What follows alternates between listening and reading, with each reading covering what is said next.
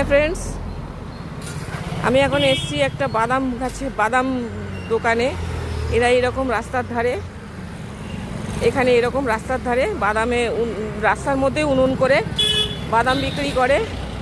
এই যে দেখুন, বাচ্চাটা ভাজছে, একদম ডাইরেক্ট ভেজে ভেজে বিক্রি করে। এখানে পুরো শীতকাল ভোর এরকম বাদাম দোকান পাওয়া যায়।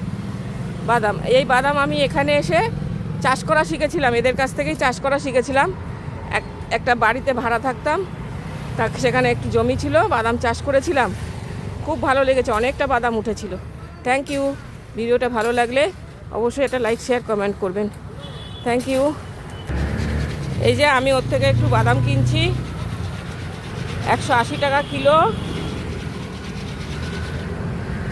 এই যে আমাকে দেবে এবার।